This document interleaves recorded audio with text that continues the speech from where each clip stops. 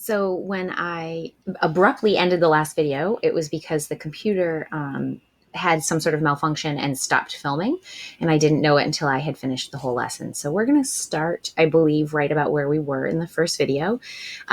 This triangle, we said, had a base of 4.8. That made a right angle with a height of 3.6.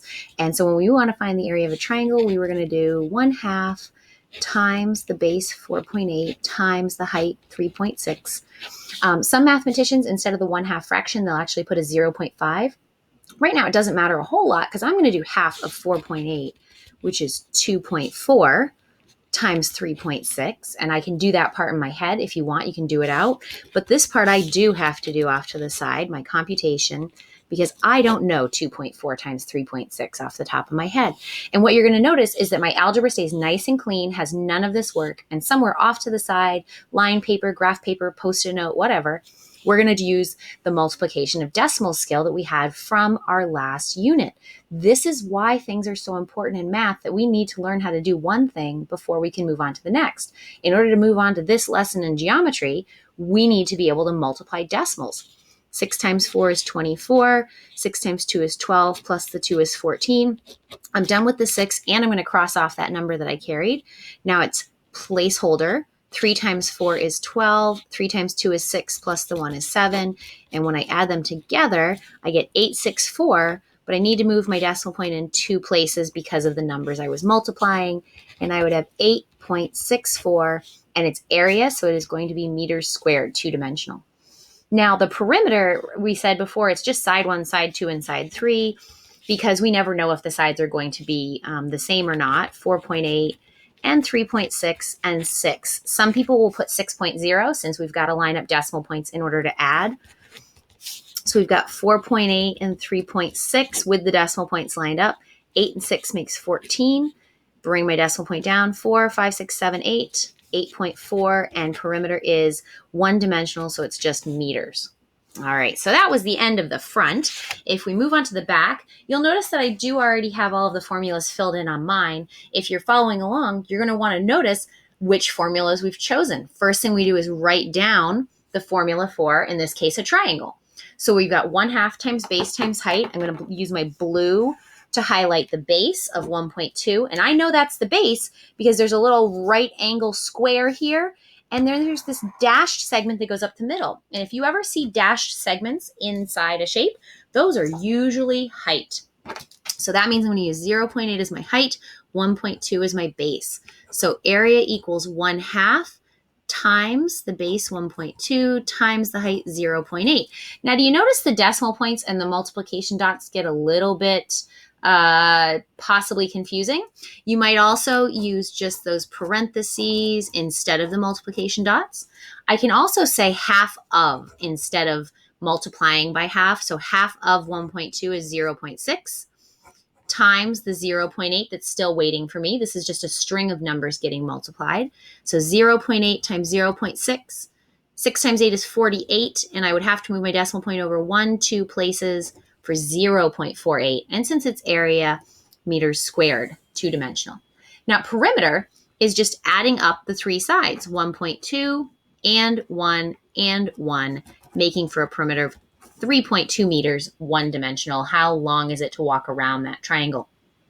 Squares have their own formula because all 4 sides are the same. Single tick mark, single tick mark, single tick mark, single tick mark. Even though only the top one is labeled 2.5, we know that they are all 2.5. That's how I got my 1 up here. This had a single tick mark, marked 1 meter. This has a single tick mark, making this side also 1 meter, in case I had skipped over that too quickly. So another way to find area for a square is sides squared. So A equals 2.5 squared, which means we multiply it by itself. So 2.5 is getting multiplied by another 2.5. If it were a rectangle and you said length times width, your length and your width would both be 2.5. 5 times 5 is 25. 5 times 2 is 10. 11, 12. Done with the 5 placeholder, and we're going to cross out that 2 that we carried. 2 times 5 is 10. 2 times 2 is 4, plus 1 is 5, and we get 5. 2, 6, and we bring our decimal point in 2 places, and the area is 6.25. Area is 2-dimensional, so meters squared. Now again, if I did that too quickly, 2.5 squared, because it's a square, is the same as 2.5 times another of the same 2.5, just so you know where that came from. All right. Now we also have to do perimeter. Well, all four sides are the same. So instead of adding up 4 of the same number, 2.5 plus 2.5 plus 2.5 plus 2.5, we can do 4 times 2.5. And 4 groups of 2.5 makes up exactly 10 meters, one-dimensional. Now we've got a parallelogram, and a parallelogram is kind of a mix between the triangle stuff and the rectangle stuff. It does have 4 sides where the top and the bottom are the same length, the left and the right are the same length, but it doesn't have built-in right angles in the corners the way a rectangle does. So I found that dashed segment down the middle of the shape, or from the top to the bottom of the shape, and along the bottom I'm going to have my base. Notice that makes that right angle symbol. And when I do this, and I've got over here this 3.9, I'm not going to use that at all for my area. The 2.8 is my height, and the 4.07 along the top with the double tick marks matches the double tick marks on the bottom. And so both the top and the bottom are 4.7 meters. So when I go to do area and it's base times height, that's my 4.07 times my height, 2.8. Looks a little crowded, so I might use the parentheses instead. Area equals, now I don't know 4.07 times 2.8 off the top of my head, so I do have to do that computation off to the side. 8 times 7 is 56, 8 times 0 is 0 plus the 5, and 8 times 4 is 32. Cross out the 5, I've moved on from the 8, so I put in my placeholder. 2 times 7 is 14, 2 times 0 is 0 plus 1, and 2 times 4 is 8. When I add those up, I've got 1, 2, 3 places to come over, and I get 11.396 meters squared because it's area and two-dimensional. Perimeter on a parallelogram, has, and I stopped writing it because I wanted to go through it. It has 2 sides that are the same on the top and the bottom, so 2 times side 1, plus it's got 2 sides that are the same on the left and the right, so 2 times side 2. I'm a little tight there on space. 2 times side 1 and 2 times side 2, meaning we're going to have to multiply for perimeter 2 times the 4.07 and 2 times the other side. Notice we're not using that pink because it's not a side. So I'm using the 3.9. So if I double 4.07, I get 8.14. If I double 3.9, I get 7.8. I did those in my head, but if I need to, I can do the multiplication off to the side. And then I've also got to do 8.14, lining up my decimal point to add the 7.8, 4, 9, 15.94 meters because perimeter is one-dimensional. Now the last shape that's down here is an equilateral triangle, and I've still got to do the area the same way. I've got to identify my base and my height. They have to make a right angle.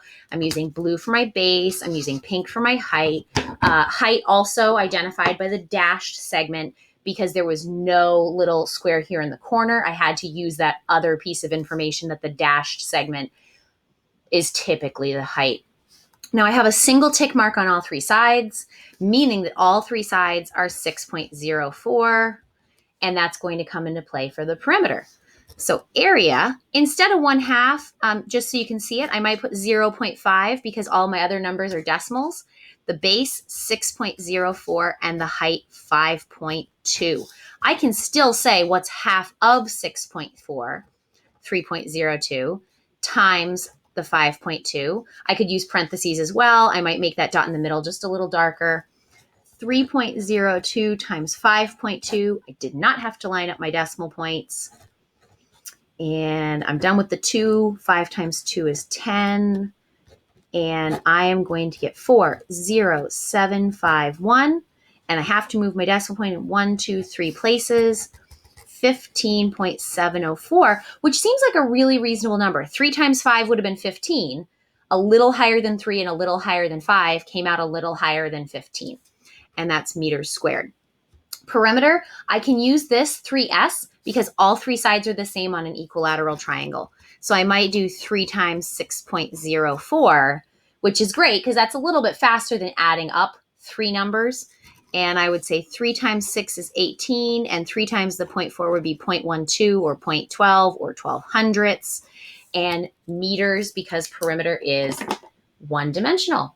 All right, so if you guys do have any questions, please, write them down, make a note for yourself. But what I really want to focus on here is that we are looking for a 7th grade set of skills. I can get the answer to most of these questions in about 10 seconds with a calculator. That's not what we're focusing on. We need to make sure that we write down our formula. We need to make sure that we write the substitution. We need to do our work, right? Whether it's multiplication, division, addition, subtraction, any computation we need needs to be done off to the side. We get a final answer and we remember to add our units all the way down. Area equals, A equals, A equals, A equals. It needs to look like 7th grade work. And I am going to continue to reiterate that through the whole unit, that even though it's a geometry unit, we still need to have our algebra looking correct. See you in class.